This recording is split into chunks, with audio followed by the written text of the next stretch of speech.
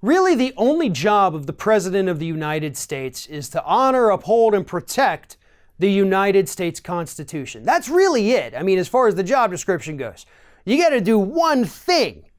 And Donald Trump proved this weekend through his own Twitter feed that he is absolutely not willing to do that one thing, which is to protect the United States Constitution. This weekend, Donald Trump tweeted out the following here. We cannot allow all of these people to invade our country. When somebody comes in, we must immediately, with no judges or court cases, bring them back from where they came. Cannot accept all of the people trying to break into our country. Strong borders, no crime. First and foremost, let me just correct him here. You wouldn't say bring them back from where they came. You would say bring them back to where they came. Just a quick little grammatical thing, since Donald Trump seems to really struggle with grammar and spelling and all that. But this idiot just suggested no courts, no due process, no nothing, no lawyers, no representation. Snatch them up at the border and send them back to wherever it is they came to the United States from. Now, here's the thing. The United States Constitution applies to everybody in this country, legal or illegal. You walk into this country, you're protected by that due process clause. That cannot be undone, except, and yes, there always are exceptions, if you are an illegal immigrant in the United States and you are captured within 100 miles of the border that you crossed, and you've been in the country for less than 14 days. Very strict criteria there in order for the due process thing to not kick in. Most of the people that are currently detained here in the United States do not fall under that very narrow no due process clause.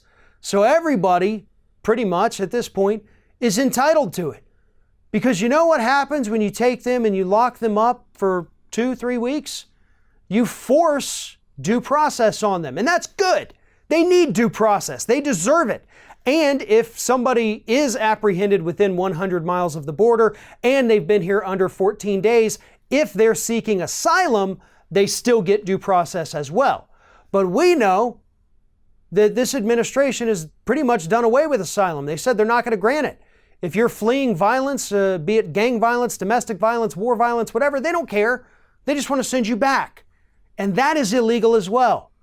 But here we have the President of the United States not only saying that he wants to piss on the Constitution, but using words that were invoked that helped to start World War II. Invade. There's an invasion of these immigrants, according to Donald Trump. What he said a few days before that was infest. They're infesting us here in the United States. He spent most of the weekend pushing out propaganda about how illegal immigrants just want to kill you and how they're responsible for most of the crimes here in the United States, a claim that was absolutely 100% false. Crimes committed by undocumented people here in the United States and legal immigrants here in the United States have actually fallen by about 36%, one of the biggest drops in crime rates among all demographics.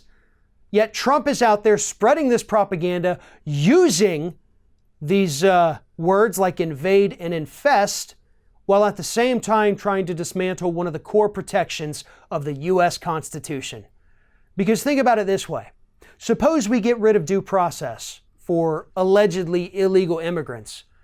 What's to stop them from stopping you on the street, claiming that you're illegal, not giving you due process to easily say, no, I live here, here's my birth certificate, and just shipping you back to wherever it is they made up that you came to the United States from?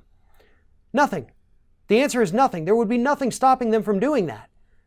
So if you don't speak up, if you don't care about what's happening to immigrants in this country, just remember that this is always just the first step. You go after one group first. Once there's none of them left, you move on to the next one. Do you really want to risk being that next one? Or should we stand up and fight back against this administration that has no respect whatsoever for the rule of law in this country?